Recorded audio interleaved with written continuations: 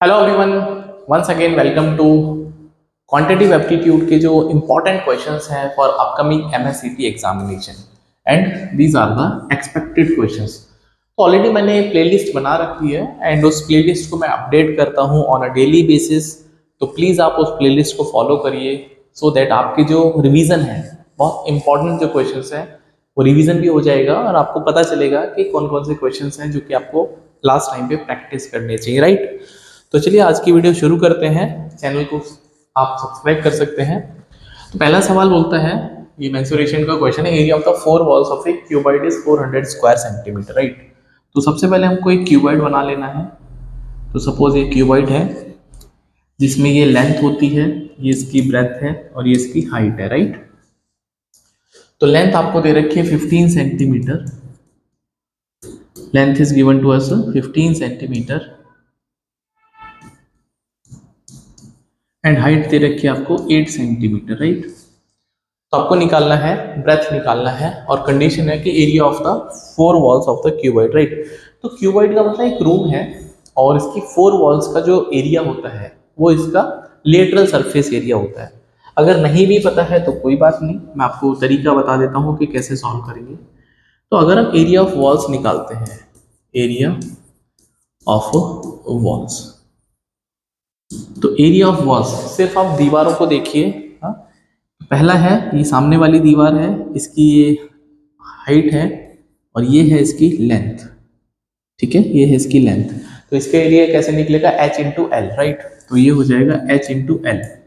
क्योंकि ये दो दीवारें हैं ऐसी तो हम इसको 2 से मल्टीप्लाई करेंगे, एक आगे और एक पीछे। सिमिलरली ये साइड वाली दीवार है, ये हाइट है और ये इसकी ब्रेथ है, तो यहाँ पे भी plus twice of h into B, क्योंकि दो दीवारें हैं और ये आपको 400 के इक्वल दे रखा है। Hopefully it is clear, right. तो अगर मैं इस पे, बहुत इजी हो गया, 2 कॉमन ले लेते हैं। हाइट आपको दे रखी है 8, लेंथ आपको दे रखी है 15, height is 8, breadth I don't know, this is 400, so this is going to be 120 plus 8b equals to 200। यहाँ से 8b की वैल्यू हो जाएगी 8080, 8080 विच इम्प्लाइज b जो है वो 10 सेंटीमीटर। हाँ, तो बहुत ही इजी क्वेश्चन था बट कंडीशन अप्लाइड कि आपको ये चीजें समझ में आनी चाहिए, right. We have the next question, profit loss का क्वेश्चन है एंड यहाँ पे थोड़ा सा ये जो परसेंटेज है इसको आपको सीखने ज़रूरत है, क्योंकि डायरेक्ट आपको इसकी वैल्यू नहीं पता है। तो आइए जानते हैं कि हम कैसे इसको फ्रैक्शंस के थ्रू इजी कर सकते हैं, राइट। क्वेश्चन बोलता है 20% डिस्काउंट है। तो 20% डिस्काउंट का मतलब होता है 1/5, सब जानते हैं फ्रैक्शन। तो जो डिस्काउंट अगर मैं बात करता हूँ, अगर हम डिस्काउंट की बात करते हैं तो डिस्काउंट इज गिवन ऑन, वही डिस्काउंट हम देते हैं मार्क प्राइस पे। डिस्काउंट किस पे कैलकुलेट करते हैं, मार्क प्राइस पे। इसका मतलब है कि अगर मार्क प्राइस 5x है फॉर एग्जांपल, हाँ 5 का कोई भी मल्टीपल है, नीचे वाला नंबर डिनोमिनेटर वही रिप्रेजेंट करता है जिस पे हम परसेंटेज कैलकुलेट करते हैं। मतलब अगर मैं डिस्काउंट कैलकुलेट कर रहा हूँ तो डिस्काउंट किस पे कैलकुलेट करते हैं, मार्क प्राइस पे। इसका मतलब ये आपका मार्क प्राइस बनेगा और ऊपर वाला नंबर वो होता है जो हम कैलकुलेट कर रहे हैं। मतलब 5 पे आपको 1 का डिस्काउंट देना पड़ेगा। तो अगर 5 में मैं 1 की डिस्काउंट देता हूँ तो सेलिंग प्राइस आपको मिलेगी 4x। Hopefully it is clear, right. अब सवाल में 4x की वैल्यू दे रखी है 2400, तो यहाँ से x की वैल्यू आ जाएगी सीधा सीधा 600। Hopefully it is clear. और अगर x की वैल्यू 600 है तो जो मार्क प्राइस निकल के आ जाएगा 5 इंटू 600, मतलब 3000 रुपये का मार्क प्राइस है। आई होप यहाँ तक आपको समझ में आया होगा, राइट। चलिए अब मैं थोड़ा सा इस पे बात करता हूँ, 32.5%। इसका जो फ्रैक्शन होता है, आप इसको ऐसे तो लिख सकते हैं 30% प्लस 2.5%, और 30% तो होता है 3/10। अब जो 25% होता है, आप सोच के देखो, जो 25% होता है ये होता है 1/4। तो अगर मुझे 2.5 करना है तो मुझे 10 से डिवाइड करना पड़ेगा। इसका मतलब ये 1/40 हो जाएगा, तो ये हो जाएगा 1/40 और यहाँ पे इसका एलसीएम 40 हो जाएगा, तो ये 12 प्लस 1 दैट इज 13/40। मतलब 40 रुपये के, 40 रुपये का अगर आपके पास कोई भी सामान है उस पर 13 रुपये का डिस्काउंट देना पड़ेगा, राइट। इसका मतलब क्या है कि जो सेलिंग प्राइस बनेगा वो 3,000 पे आपको, भाई 40 का मतलब तो 3,000 है ना, भाई 40 का मतलब तो सवाल में 3,000 है। आप सोच के देखो, जो क्वेश्चन है, अगर मैं इस क्वेश्चन की बात करता हूँ 13/40, तो क्वेश्चन में 40 को आप 3,000 बोल रहे हो, इसका मतलब आपको 75 से मल्टीप्लाई करना है, 75 से मल्टीप्लाई करना, तभी तो 3,000 बनेगा, राइट। तो 40 आपके पास एमआरपी है, तो सेलिंग प्राइस आपको 27 माइनस करना है ना इसमें से, तो आपको, सॉरी 27 नहीं, 13 माइनस करना है, क्योंकि ऊपर 13 लिखा है, तो आपको 27 की वैल्यू निकालनी है, आप इसको वाई लगा सकते हैं, राइट। मतलब 40 वाई की वैल्यू 3,000 है, 13 वाई माइनस करना है, तो आपको सेलिंग प्राइस मिलेगा 27 का, राइट।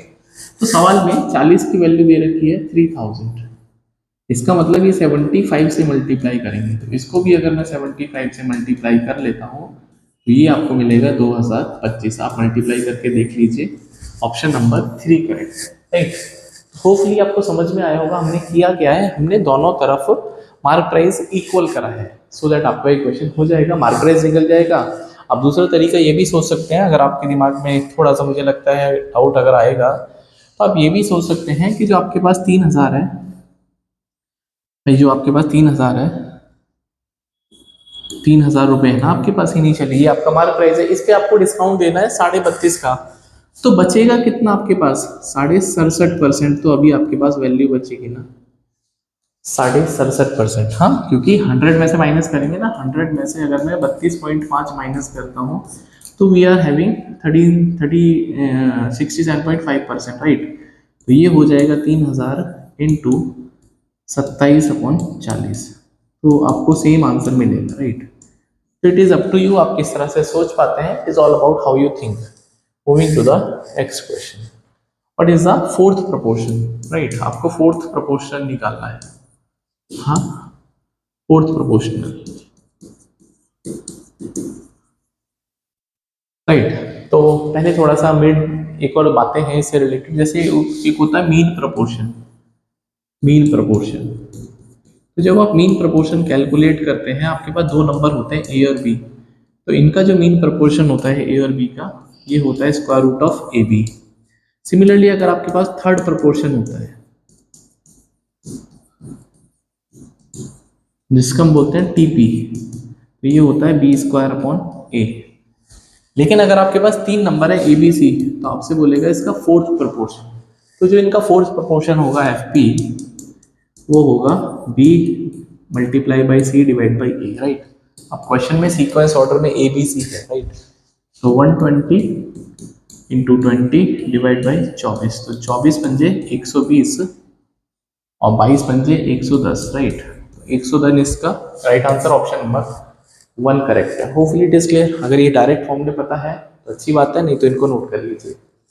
अगला सवाल, what is the average of all the numbers between 7 and 70, between 8 and 74। तो 8 और 74 के बीच में जितने भी नंबर्स हैं जो कि 7 से डिवाइड होते हैं, तो उनका एवरेज निकालना है, ठीक है। बहुत इजी क्वेश्चन है, थोड़ा सा एक बात बताऊंगा उसको नोट कर लेना, बहुत इंपॉर्टेंट है। तो पहला नंबर 8 के बाद मिलेगा आपको, भाई 8 के बाद 9 नहीं होता, 10, 11, 12, 13, 14, तो पहला नंबर होता है 14, फिर हो जाएगा 7 7 का मल्टीपल 21, फिर 28, 35, एंड ऐसे करते करते 74 के नज़दीक, तो ये 70 पे आके रुक जाएगा, राइट। अब बहुत सारे बच्चे इसमें क्या करेंगे, अगर एवरेज निकालना है तो पहले इनको सम करेंगे और फिर उसके बाद डिवाइड करेंगे, राइट। मैं सीधी बात बता देता हूँ, अब ये सोचो ना, ये एक अर्थमेटिक प्रोग्रेशन है, हाँ, this is an AP. AP क्या होता है, जिसमें गैप हमेशा सारे नंबर्स का इक्वल होता है, हाँ, तो ये 7 7 से इंक्रीज हो रहा है। तो अगर आपको एवरेज निकालना है of an AP, simple, first term plus last term divide by 2, that's it. तो पहली टर्म है 14, लास्ट टर्म है 70 एंड डिवाइड बाई 2, तो 84/2, सीधा सीधा आंसर आएगा 42, तो ऑप्शन नंबर 3 करेक्ट है। सो आई थिंक ये बात आपको नोट कर लेनी चाहिए कि एवरेज ऑफ एन एपी होता है first term plus last term divide by 2, right. चलिए आगे बढ़ते हैं, we have another question. A trader had 1,200 kg of rice. He sold a part of it at a 5% profit, right?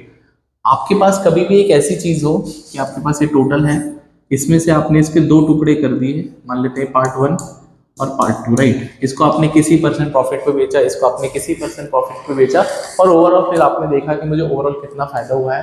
तो it is always easy to use alligation method, right.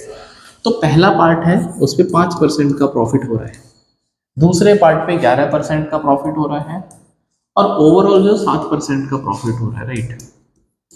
तो अगर आप allegation जानते हैं तो आपको डायगनली ये minus करना है। तो 7 माइनस 5 हो जाएगा 2, और ये हो जाएगा 11 माइनस 7 4। तो जो रेशो बनेगा दैट इज 2:1।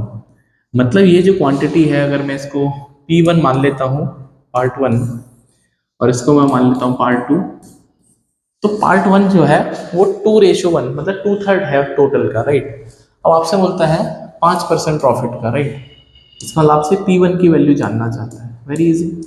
तो P1 is actually 2/3 of total, कितना राइस है आपके पास 1200, राइट। 2/3 करेंगे तो ये हो जाएगा 800। ऑप्शन नंबर फोर्थ करेक्ट है। Hopefully it is clear. इससे आसान तरीका इस क्वेश्चन का है नहीं। आगे बढ़ते हैं।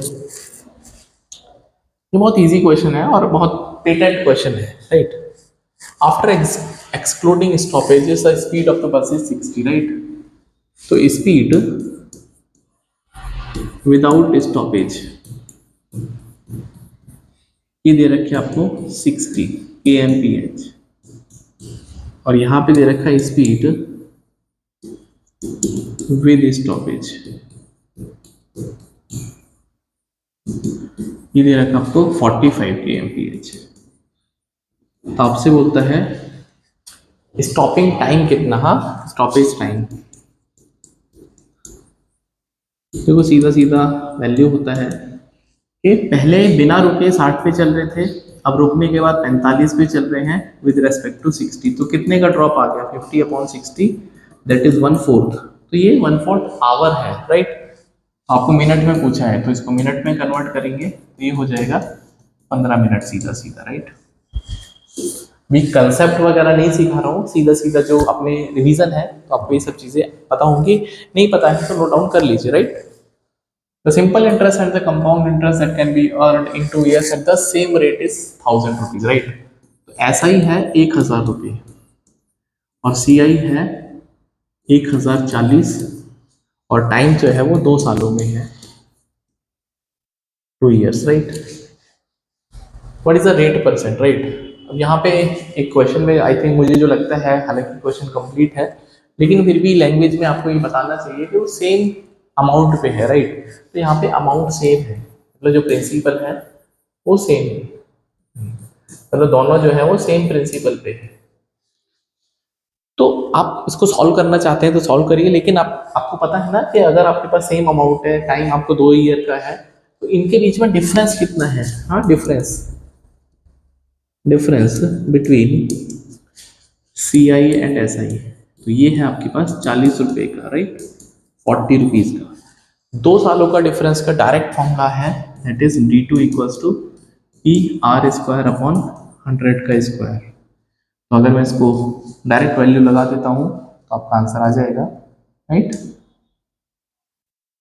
तो डिफरेंस है 40 का, प्रिंसिपल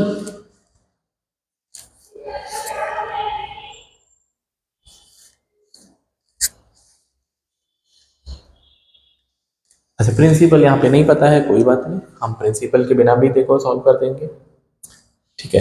अब SI का फॉर्मूला कितना होता है, देखो SI है 1000 रुपये, और ऐसा ही होता है P into R into T upon 100। Hopefully it is clear. ये 1000 के इक्वल दे रखा है। P और R I don't no, but time तो मुझे पता ही है ना, राइट। तो ये हो जाएगा 500, तो P इंटू आर हो जाएगा 50,000, राइट। तो P इंटू आर की कंबाइंड वैल्यू हो गई 50,000, राइट। P इंटू आर की कंबाइंड वैल्यू हो गई 50,000। Hopefully it is clear, right. इसका मतलब आप इस फॉर्मूले में ऐसे भी लिख सकते हो P इंटू आर अपॉन 100 का स्क्वायर है, यहाँ पे 100 into 100। Hopefully it is clear, right. तो अगर आपको ये बात समझ में आती है तो इसका सोल्यूशन अभी हो जाएगा। देखो मैं यहाँ पे लिखता हूँ D2। तो D2 था P इंटू आर अपॉन 100 तो इसकी कंबाइंड वैल्यू कितनी आ रही थी 50,000 और are I don't no 1000 into 100 और ये आपको दे रखा था 40 तो ये 2 जीरो और दो ये 4 जीरो बेसिकली कैंसिल आउट हो जाएंगे तो आर जो आ जाएगा वो 8% का आ जाएगा राइट। अच्छा क्वेश्चन था। तो आर इज 8%। इससे आसान ये क्वेश्चन आई थिंक नहीं हो सकता था। तो इसका आंसर है 8%। ठीक है, अगले सवाल की तरफ चलते हैं। चैनल को बीच बीच में सब्सक्राइब और वीडियो को शेयर भी कर दिया करो यार। हाँ, ये अलजेब्रा का क्वेश्चन है दैट ए माइनस बी जो है वो 2 दे रखा है और a इंटू बी ये दे रखा है 24।